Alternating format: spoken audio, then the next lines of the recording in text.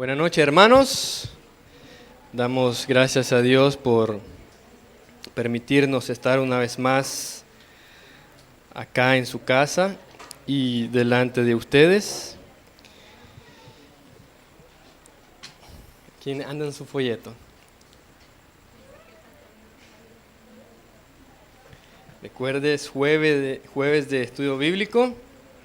Precisamente, ¿verdad? Estudiamos este folleto. Mi hermano, vamos a leer un texto bíblico para dar inicio a este estudio. Ya el tiempo avanzó, nos queda poco tiempo. Vaya a la primera carta de Juan, capítulo 1, verso 3.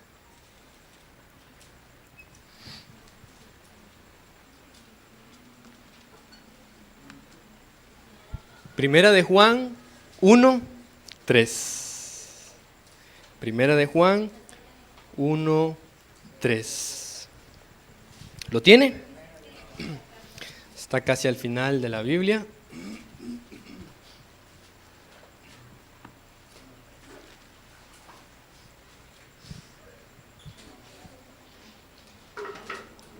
Ok, dice así: lo que hemos visto y oído, eso os anunciamos, para que también vosotros tengáis comunión con nosotros.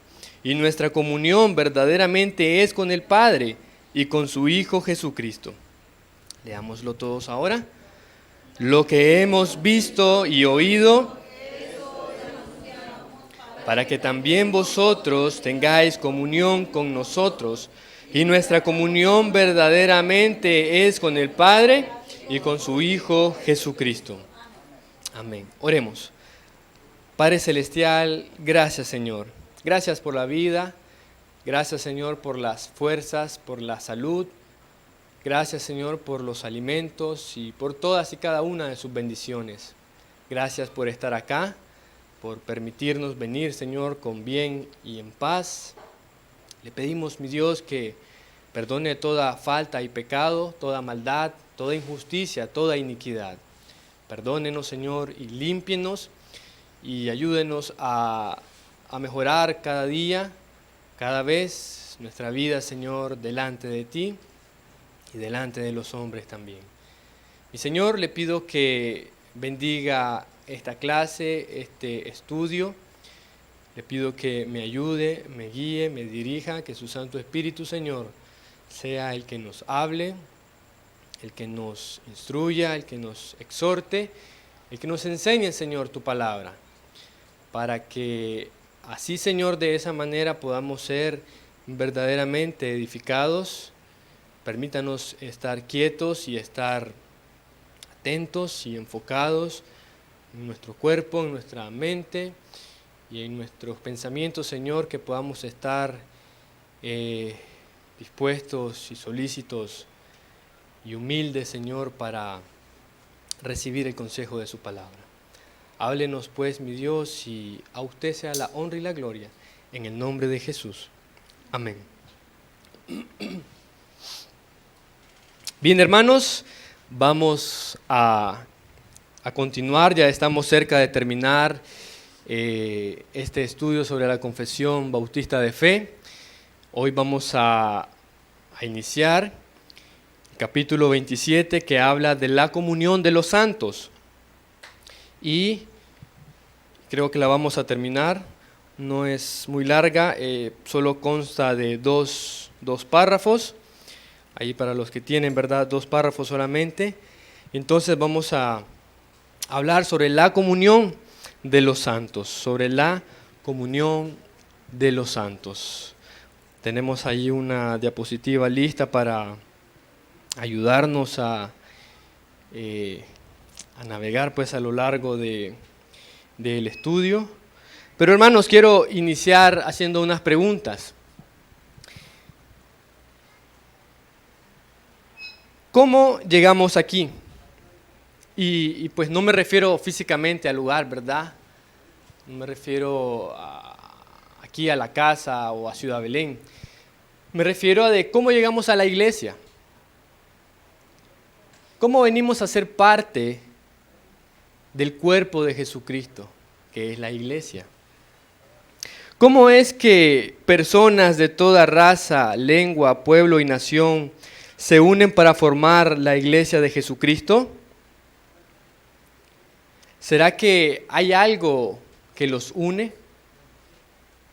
¿Cómo es posible que personas del pasado, desde hace muchos años atrás, personas del presente y personas que todavía vendrán a la iglesia y que todos al final van a formar parte de ese cuerpo que es la iglesia de Jesucristo?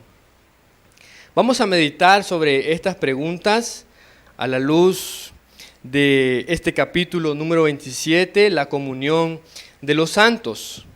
Y allí estuvimos leyendo en el versículo 3 de esta primera carta de Juan, donde el apóstol dice, este es el apóstol Juan, aquel que escribió el Evangelio de Juan, ¿verdad? Aquel que era llamado el discípulo amado.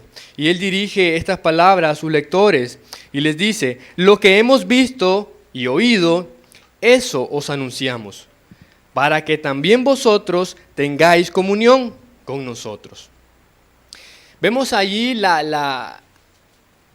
por una parte la preocupación y el querer y el buen querer del apóstol Juan, de que aquellas personas que se dice que fue dirigida a la iglesia de Éfeso, allá en el Asia Menor, quería que ellos también formaran parte, que ellos también tuvieran comunión con Él, así como Él ya la tenía con el Padre y con el Hijo, con el Padre y con el Hijo.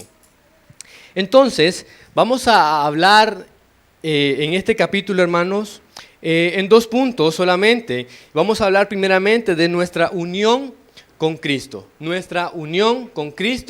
y en segundo lugar vamos a hablar sobre nuestra comunión con los santos, o sea, el resto, ¿verdad? Los demás miembros que forman la iglesia. Entonces, en primer lugar, nuestra unión con Cristo. Allí está la diapositiva, el hermano me va ayudando, ¿verdad?, a pasar conforme voy hablando. Entonces, nuestra unión con Cristo, vamos a ver en primer lugar su naturaleza. ¿Qué queremos decir con unión con Cristo? Vamos a hablar sobre su naturaleza. ¿Qué es? ¿Qué es eso de la unión con Cristo? Vamos a decir, hermanos, en primer lugar, de que, bueno, eso es lo que dice la primera parte, ¿verdad? El primer párrafo de la confesión, y lo vamos a leer, ahí lo tiene. Todos los santos que están unidos a Jesucristo, su cabeza, por su espíritu y por la fe, aunque no por ello vengan a ser una persona con Él, participan en sus virtudes, padecimientos, muerte, resurrección y gloria, y estando unidos unos con otros en amor, participan mutuamente de sus dones y virtudes, y están obligados al cumplimiento de tales deberes, públicos y privados, de manera ordenada que conduzcan a su bien mutuo, tanto en el hombre interior como en el exterior. Y entonces, acá en esta primera frase, en esta primera línea del primer párrafo, dice todos los santos que están unidos a Jesucristo. Y vamos a hablar de esto primeramente porque no podemos hablar sobre la comunión entre los santos sin antes hablar de la unión que tenemos con Cristo, que es la base, ¿verdad?, para tener comunión unos con otros. Entonces vamos a hablar de su naturaleza. Y su naturaleza, en primer lugar, es espiritual. Nuestra unión con Cristo es espiritual. Entendemos por espiritual aquella persona en la que el Espíritu Santo mora. El Espíritu Santo es el que une a Cristo con la persona, con aquel, ¿verdad?, que es creyente. Y hay muchas bases bíblicas, hermanos, para esto. Creo que ahí están. Adelante, hermano. Vamos más adelante.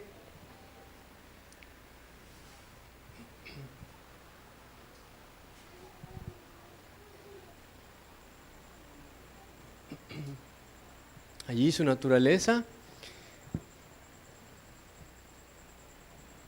Entonces, miremos acá en Romanos capítulo 8, versos 9 y 10.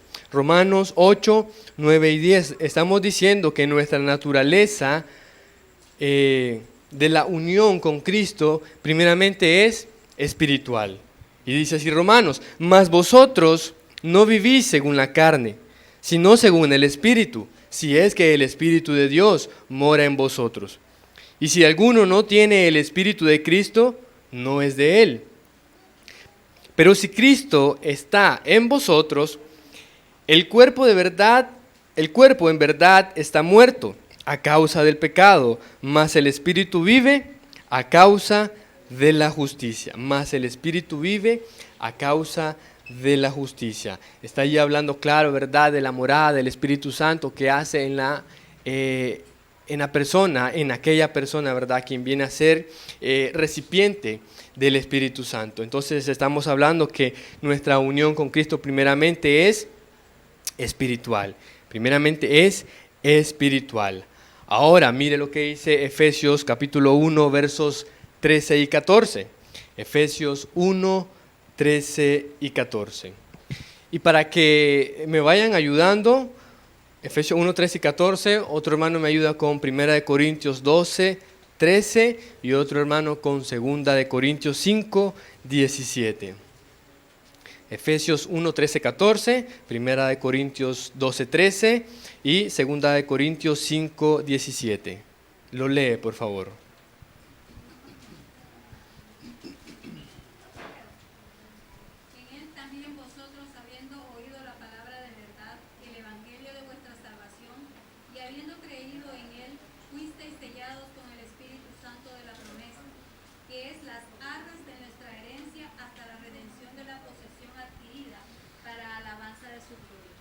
Amén.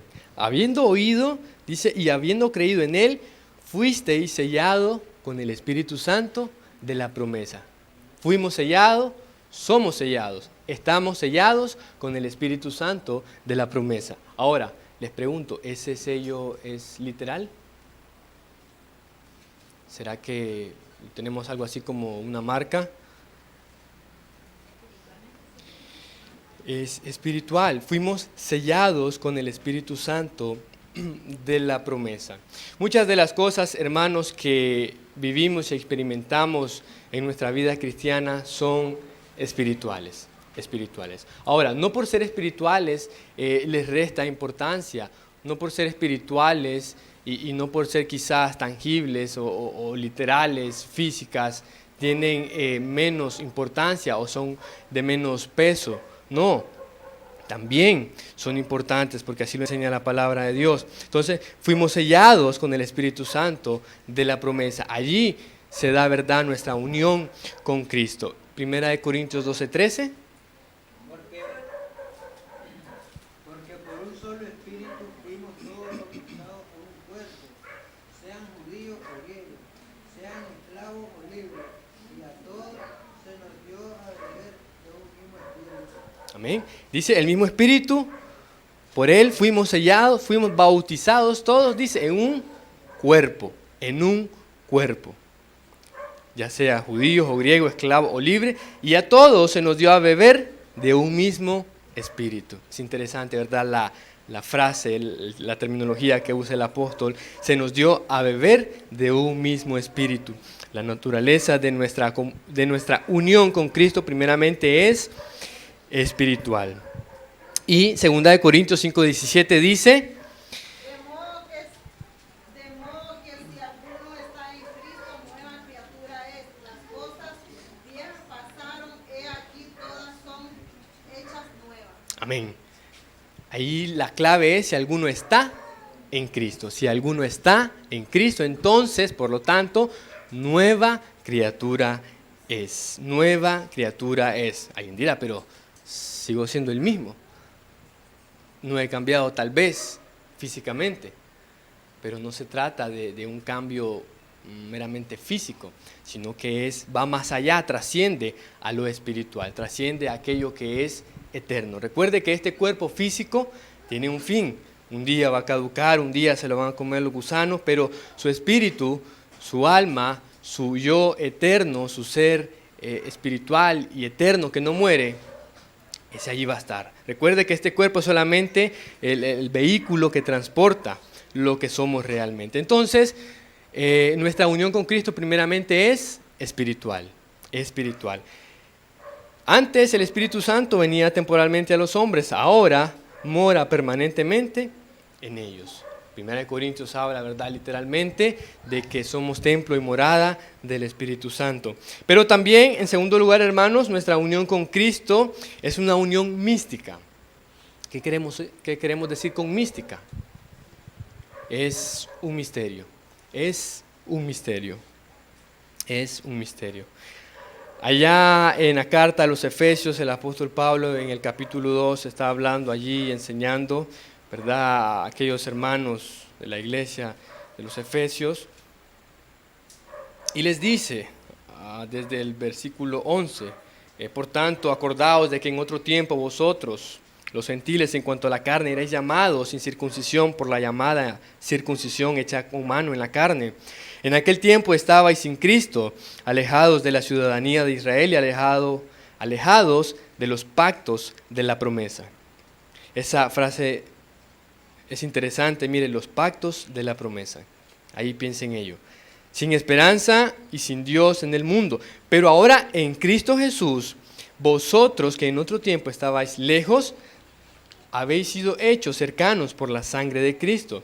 Porque Él es nuestra paz, que de ambos pueblos hizo uno, derribando la pared intermedia de separación, aboliendo en su carne las enemistades, la ley de los mandamientos expresados en ordenanzas, para crear en sí mismo de los dos un solo y nuevo hombre, haciendo la paz, y mediante la cruz reconciliar con Dios a ambos en un solo cuerpo. Es interesante.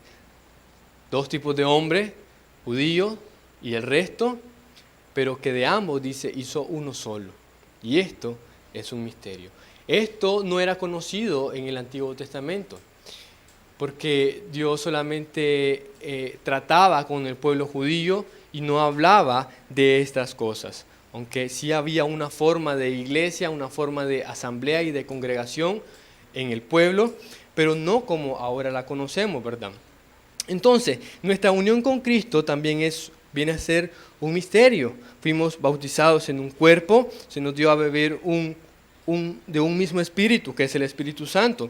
Mire lo que dice Gálatas 2:20. Con Cristo estoy juntamente crucificado, y ya no vivo yo, mas Cristo vive en mí. Y lo que ahora vivo en la carne, lo vivo en la fe del Hijo de Dios, el cual me amó y se entregó a sí mismo por mí. Ahora, quiero llamar su atención ahí donde dice, y ya no vivo yo, mas Cristo vive en mí. Le pregunto, ¿quién vive su vida? ¿Usted o Cristo?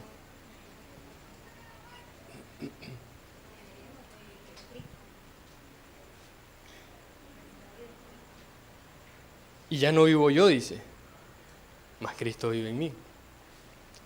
Pero como dice la hermana, y lo que ahora vivo en la carne, lo vivo en la fe del Hijo de Dios, el cual me amó y se entregó a sí mismo por mí. Es realmente, hermanos, un misterio, cómo Dios nos injertó, nos introdujo y formó, ¿verdad?, aquel nuevo hombre, la iglesia.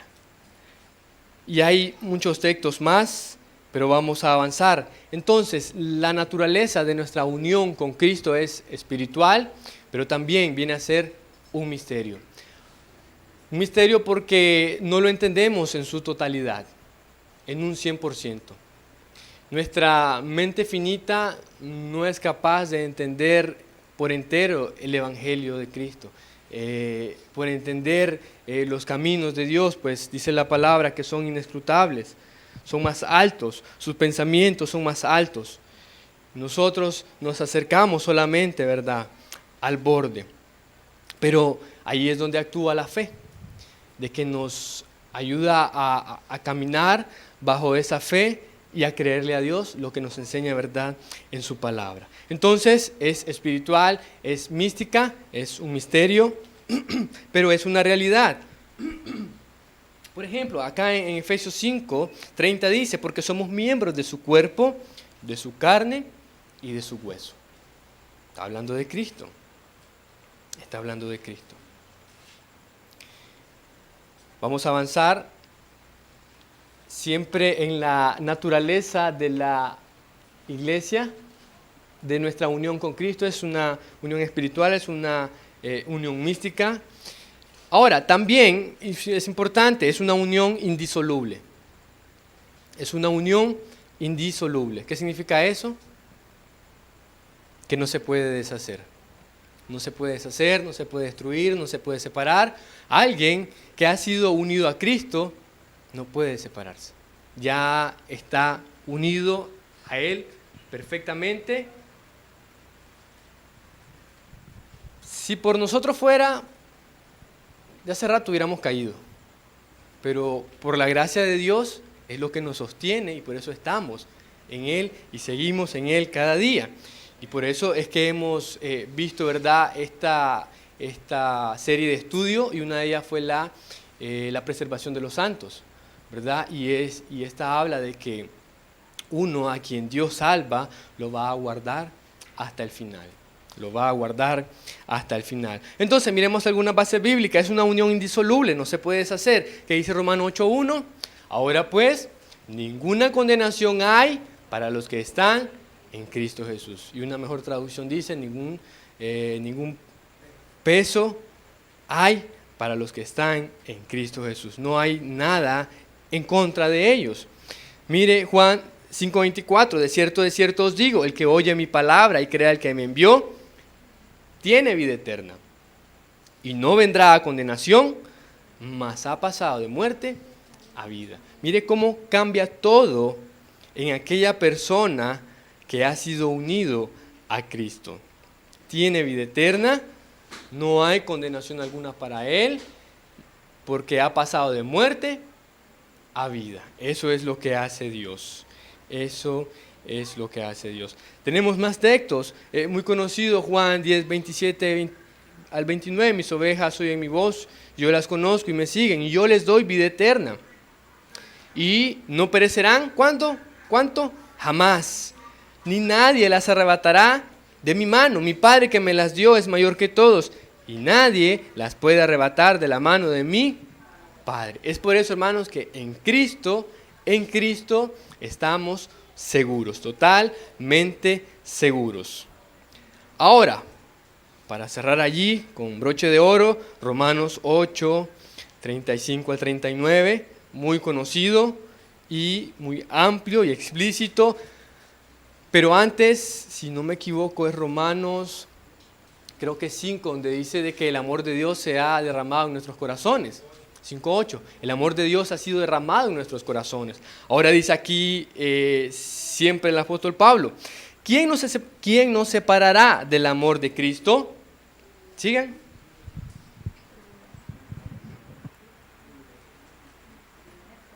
Sigan, hermano, por favor. Tribulación, o angustia, o persecución, o hambre, o desnudez, o peligro, o espada, como está escrito, por causa de ti somos muertos todo el tiempo, somos contados como ovejas de matadero. Antes de todas estas cosas somos más que vencedores por medio de aquel que nos amó. Por lo cual estoy seguro de que ni la muerte, ni la vida, ni ángeles, ni principados, ni potestades, ni lo presente, ni lo porvenir, ni lo alto, ni lo profundo, ni ninguna otra cosa creada nos podrá separar del amor de Dios que es en Cristo Jesús, Señor nuestro. Amén. Hermanos, si no tiene seguridad allí con esos textos, no hay otra forma. No hay otra forma. Nuestra unión con Cristo es indisoluble, no se puede deshacer, no se puede deshacer. Así como nosotros no lo hicimos, no lo creamos, tampoco lo podemos deshacer. Vamos a seguir y primero hablamos entonces la naturaleza de nuestra unión con Cristo. Ahora vamos a hablar del tiempo, el tiempo de la unión. Pregunta, ¿cuándo ocurre esa unión? ¿Cuándo usted fue unido a Cristo? Si es que está en Cristo. Cuando creímos, dice la hermana. ¿Qué dicen los demás? ¿Qué creen? ¿Ah? Cuando fue bautizado, dice el hermano, en agua. Ah, correcto.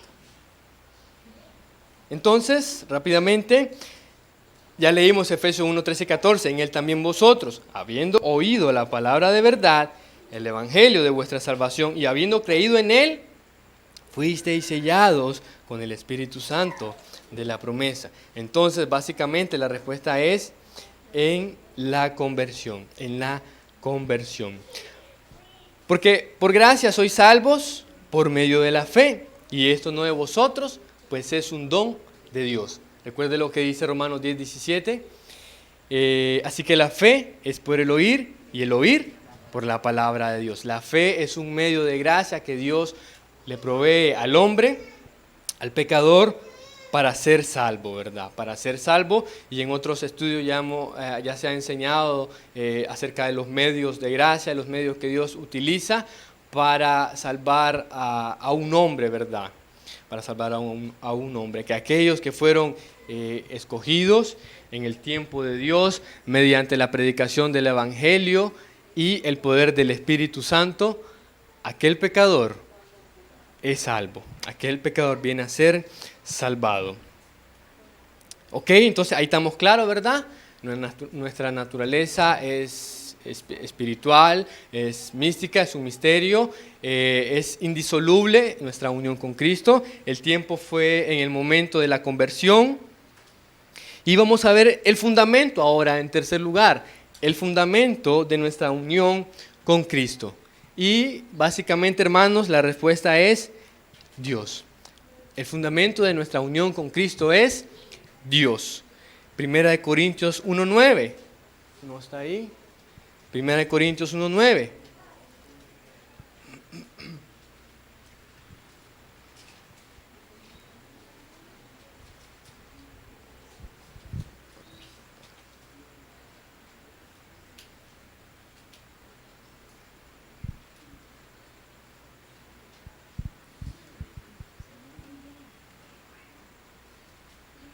¿Nadie lo tiene? Fiel es Dios, por el cual fuisteis llamado a la comunión con su Hijo Jesucristo, nuestro Señor. Fuisteis llamado a la comunión. La palabra allí es koinonía, que significa unión, comunión, participación, relación, participación en lo común. Entonces, Dios, ¿verdad?, es la base o el fundamento para nuestra unión con Cristo. Ya leímos allí en el texto base de 1 Juan 1:3, lo que hemos visto y oído, eso os anunciamos, para que también vosotros tengáis comunión con nosotros. Y nuestra comunión verdaderamente es con el Padre y con su Hijo. En cuarto lugar, hermanos, los beneficiarios, quienes son unidos a Cristo. ¿Quiénes son unidos a Cristo? ¿Quiénes participan de esta unión con Cristo?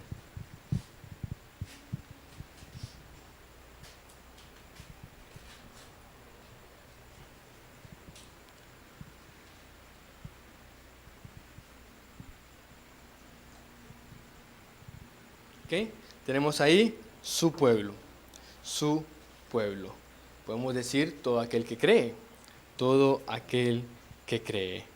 Ahora, rápidamente, porque esto ya lo hemos visto en otras ocasiones, Mateo 1:21 dice, porque Él salvará a su pueblo de sus pecados. Tito 2:14 dice, quien se dio a sí mismo por nosotros para redimirnos de toda iniquidad y purificar para sí un pueblo propio, celoso de buenas obras. Juan 10:11 dice, yo soy el buen pastor, y el buen pastor su vida da por las ovejas. 10:15 dice, así como el Padre me conoce, yo conozco al Padre y pongo mi vida por las ovejas. Ahora, todas esas ovejas que habla allí Juan, son aquellas ovejas de que habla Isaías 53, verso 6. Allí estúdielo usted con calma, aquellas que se descarriaron y donde Jesús dice, ¿verdad?, que primeramente vino a las ovejas perdidas de la casa de Israel, pero que también hay otras ovejas a las cuales Él debe ir a traer y debe ir a buscar. Y entonces habrá un rebaño y habrá un pastor. Un pastor. Entonces, un pueblo y su Salvador. Y Efesios 5:25, maridos, amad a vuestras mujeres, así como Cristo amó a la iglesia y se entregó a sí mismo por ella. Avance la diapositiva, hermano, por favor.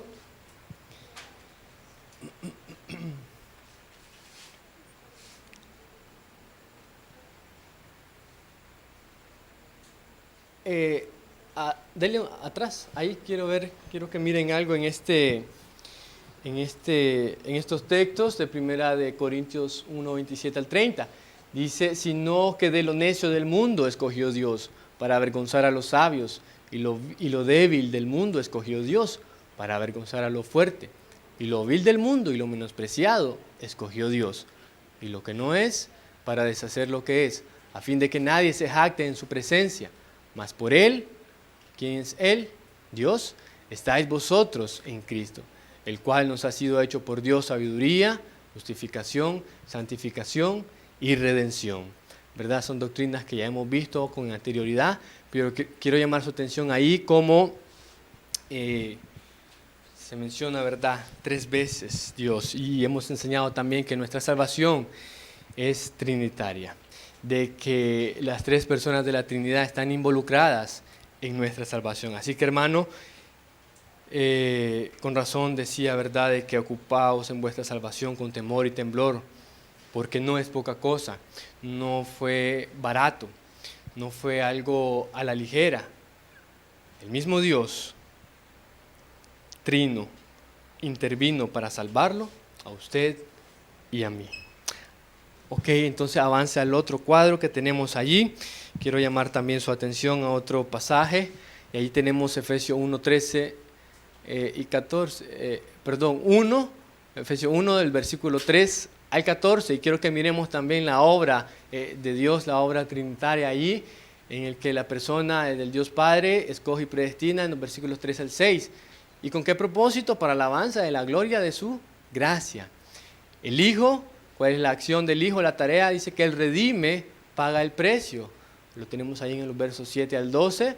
¿Con qué propósito? Para alabanza de su gloria. Y Dios el Espíritu Santo es quien aplica la salvación, haciéndole nacer de nuevo, versos 13 y 14. ¿Y con qué fin?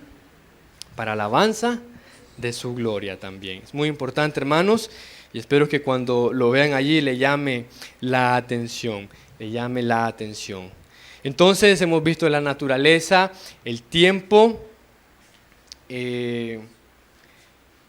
su base o su fundamento, los beneficiarios y por último vamos a ver los resultados de nuestra unión con Cristo.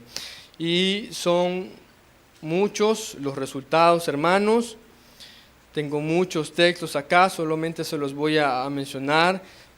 Pues somos salvos por fe, somos redimidos, somos perdonados, somos hechos nuevas criaturas, somos libres en Cristo, somos vivificados, somos bendecidos en Cristo, somos santos en Cristo, hemos sido apartados para Él, somos bautizados en Cristo, somos muertos al pecado, pero vivos para Dios en Cristo.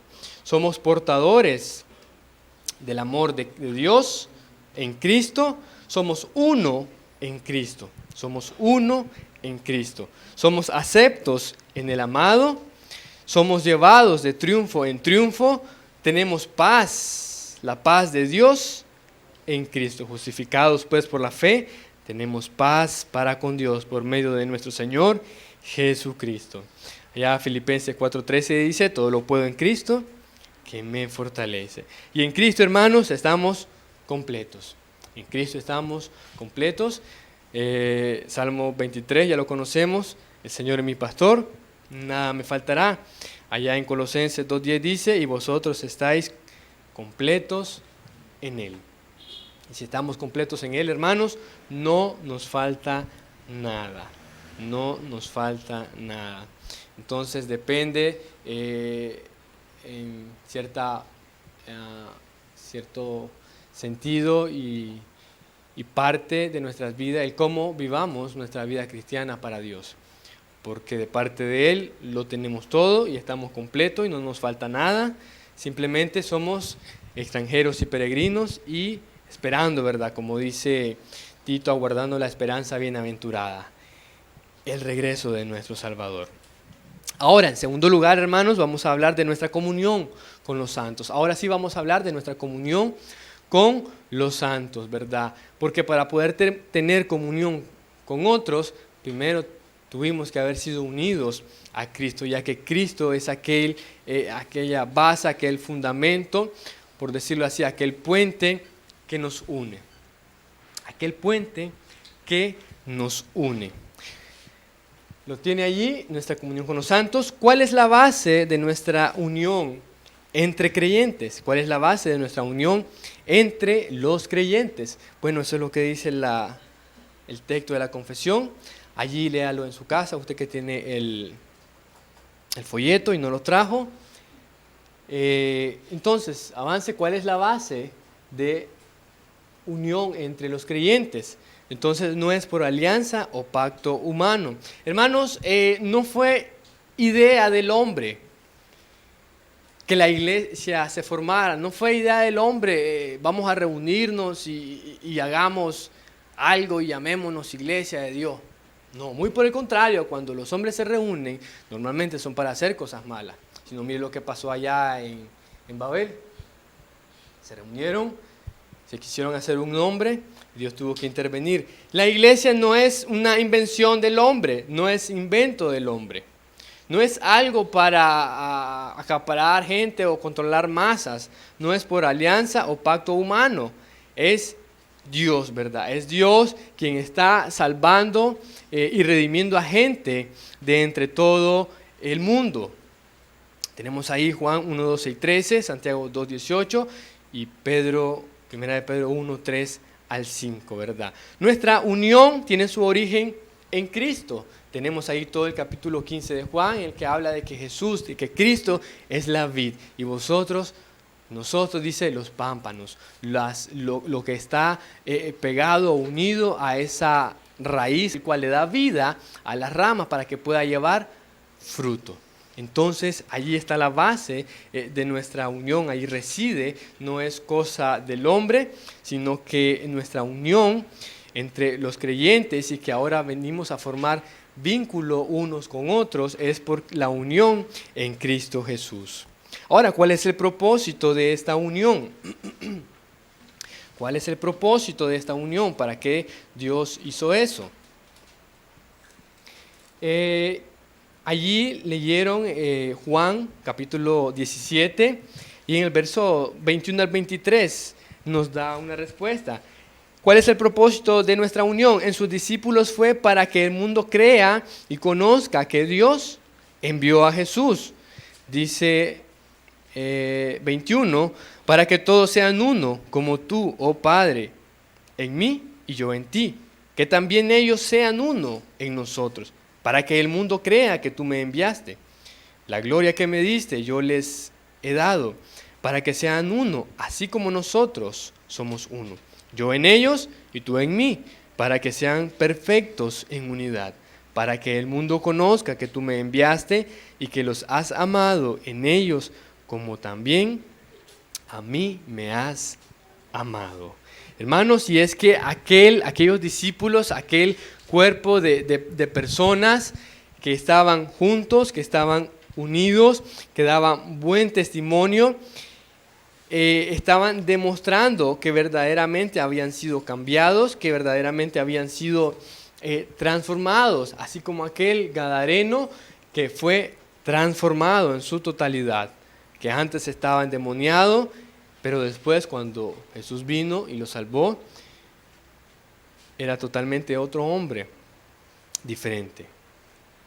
Ahora, para los discípulos de Cristo en su tiempo fue así, pero también para todos los creyentes, ¿cuál es el propósito? Glorificar a Dios, glorificar a Dios.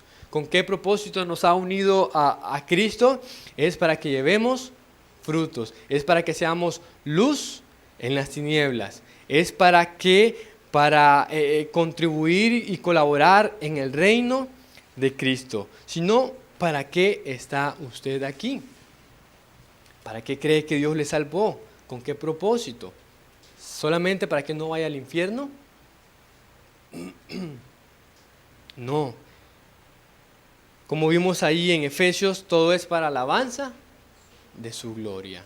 Y hermanos, si usted está aquí en la iglesia y está ahí sentadito en su banca sin hacer nada, no está glorificando a Dios. No está glorificando a Dios. Como cristianos, como hijos de Dios, tenemos deberes, derechos, muchas responsabilidades, muchos privilegios y cosas que hacer. Debemos de llevar frutos. Debemos demostrar frutos dignos de arrepentimiento. Entonces, en general, el propósito es glorificar a Dios. Ya lo dice el apóstol Pablo, que todo lo que hagamos sea de hecho, de palabra, que todo sea para la gloria de Dios. Recuerde que somos sus esclavos, somos sus siervos y esa es nuestra mayor honra, poderle servir a Él. Porque antes servíamos al diablo, mas Él nos ha librado y ahora le servimos a Él. Entonces, ya vimos su base, el fundamento de la unión entre los creyentes, el propósito de la unión. Vamos a ver en tercero, ¿qué implica la comunión de los santos? ¿Cuáles son las implicaciones en esta unión entre los santos? Y vamos a decir que primeramente vamos a demostrar una verdadera unidad y compañerismo. Verdadera unidad y compañerismo. ¿Cómo vivía la iglesia del primer siglo? ¿Cómo vivía la iglesia allá de Jerusalén en el tiempo de aposento alto, allá en Hechos 2? Dice que perseveraban en la doctrina de los apóstoles, en la comunión unos con otros, en el partimiento del pan y en las oraciones. Verso 44.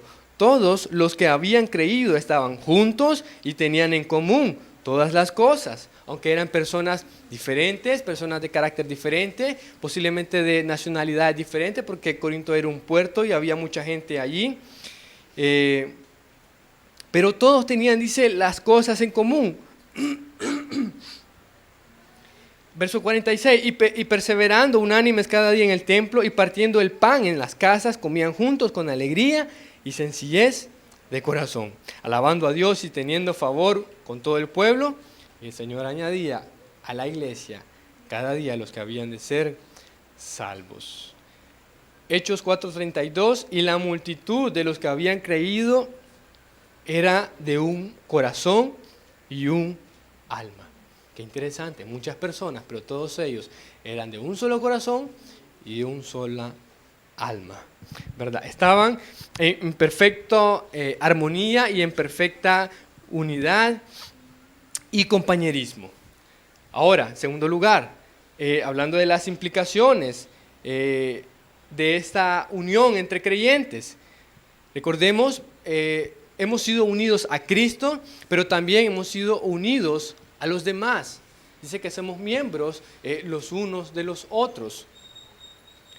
Usted es miembro, yo soy miembro, todos somos miembros de ese cuerpo y como miembros estamos allí juntos y unidos, y tenemos un vínculo que nos une, el cual es Cristo. Ahora, quien está unido a Cristo ama a su iglesia. Quien está unido a Cristo ama a su iglesia. Así como Cristo, ¿verdad?, amó a la iglesia y se entregó por ella. Juan 15:12 dice, este es mi mandamiento, que os améis unos a otros, como yo os he amado. Mire qué dice Juan, primera carta de Juan 2:9 al 11. El que dice que está en la luz y aborrece a su hermano, está todavía en tinieblas. El que ama a su hermano permanece en la luz y en él no hay tropiezo. Pero el que aborrece a su hermano está en tinieblas y anda en tinieblas y no sabe a dónde va, porque las tinieblas le han cegado los ojos. Nosotros sabemos que hemos pasado de muerte a vida en que amamos a los hermanos. Entonces, quien está unido, quien ha sido unido a Cristo, ama lo que Cristo ama, y Cristo ama a la iglesia. Entonces, es deber y es necesario, y por naturaleza también, los creyentes unos a otros se aman. ¿Por qué? Porque tanto uno como el otro han sido redimidos por el mismo Cristo. Por el mismo Cristo. Recuerde, el amor de Dios ha sido derramado en nuestros corazones. Y eso es para obrar. Para obrar. Ahora, ¿qué más? ¿Qué más implicaciones tenemos? Para ayuda y edificación mutua. Para ayuda y edificación mutua. Mire lo que dice 1 Corintios 12, 25 al 27. Para que no haya desaveniencia en el cuerpo, sino que los miembros todos se preocupen los unos por los otros. De manera que si un miembro padece, todos los miembros se duelen con él. Y si un miembro recibe honra, todos los miembros con él se gozan. Vosotros pues sois el cuerpo de Cristo y miembros cada uno en particular. Allá en Hebreos 13 dice, y de hacer bien y de la ayuda mutua no os olvidéis, porque de tales sacrificios se agrada Dios. Hermanos, uno que dice que ha nacido de nuevo, uno que dice que ha sido redimido por la sangre de Cristo, debe mostrar cambio. Debe mostrar cambio. Y entonces uno de ellos es amar aquello que Dios, aquello que Cristo ama. Ahora, bien, alguien dirá, pues, si, como dice, ¿verdad?, el dicho popular, no somos monedita de oro para caerle bien a todo mundo. Sí, pero lo vamos a ver más adelante, de que debemos, si aquel es tu hermano, aquel por quien Cristo murió, debemos amarle también, debemos amarle. Ahora, también debemos ministrar nuestros dones a los demás. Hermano, ¿usted tiene dones? Y no digan las mujeres su esposo. Cuando es salvo una persona, en ese momento les es impartido dones por el Espíritu Santo también. ¿Con qué propósito? ¿Con qué fin? Para ministrarlos a los demás. Para ministrarlos a los demás. Pero a cada uno de nosotros fue dada la gracia conforme a la medida del don de Cristo. Cada uno, según el don que ha recibido, ministrelo a los otros, como buenos administradores de la multiforme gracia de Dios. Romanos 12 dice, de manera que, teniendo diferentes dones según la gracia que nos es dada, si el de profecía, úsese conforme a la medida de la fe. O si de servicio, en servir. El que enseña en la enseñanza, el que exhorta en exhortación, el que reparte con liberalidad, el que preside con solicitud, el que hace misericordia con alegría. El amor se hace fingimiento, aborreced lo malo, seguid lo bueno. Amaos los unos a los otros con amor fraternal, en cuanto a honra, prefiriéndoos los unos a los otros. Es interesante que haga mención de eso, prefiriéndoos los unos a los otros. Antes de preferir a un mundano, a un impío, aún así sea familiar, dice que debemos de preferir a nuestros hermanos en Cristo, a la familia de la fe, a la familia de la fe. Y sigue diciendo, y aún nos puso Dios en la iglesia, primeramente apóstoles, luego profetas, lo tercero maestros, luego los que hacen milagros, después los que sanan, los que ayudan, los que administran, los que tienen don de lenguas. Hermanos, debemos de tener cuidado que no nos pase lo de aquel hombre que le dieron su mina y no la usó, solo la guardó y no hizo nada para su Señor. Entonces, si usted es salvo y ha recibido dones, no sé, ¿verdad?, si todos sabrán ya cuál es su don.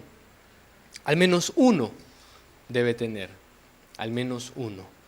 Entonces, ese don, hermanos, debemos de usarlo para ministrar a nuestros hermanos con quien tenemos comunión.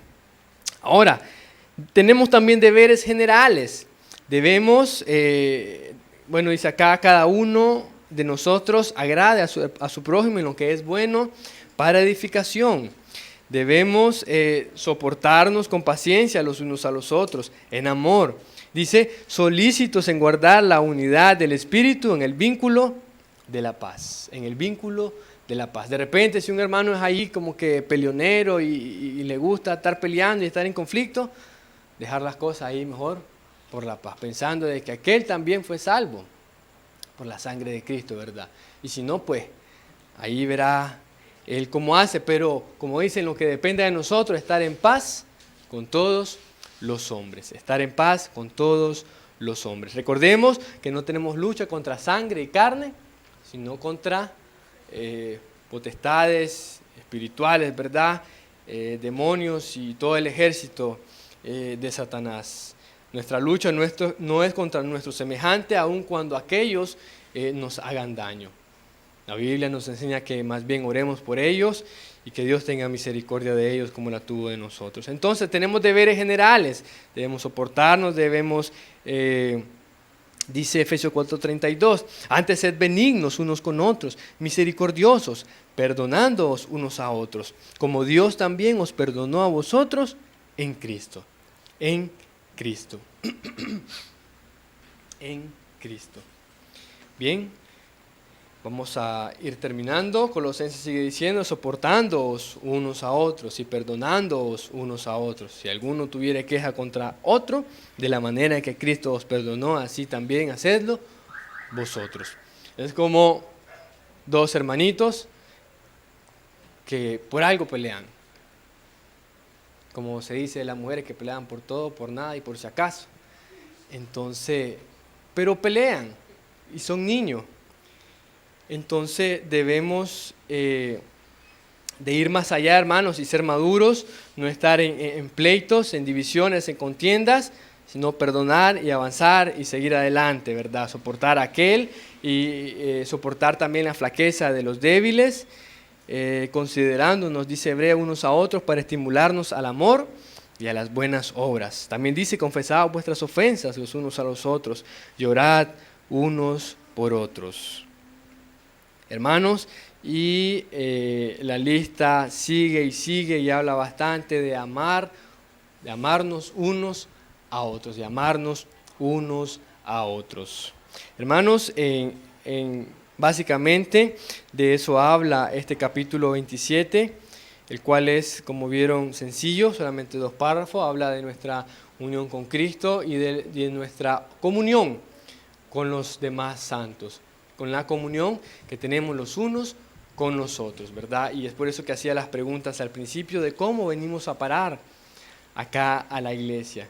Como personas de distintas edades, clases, formas, caracteres, culturas, pueden estar unidos en un solo cuerpo, pueden tener comunión los unos con los otros y pueden llevar fruto para gloria de Dios. Pero eso es lo que hace, ¿verdad?, Dios. Bien, hermanos, ¿alguna pregunta? ¿Algún comentario? ¿Alguna duda?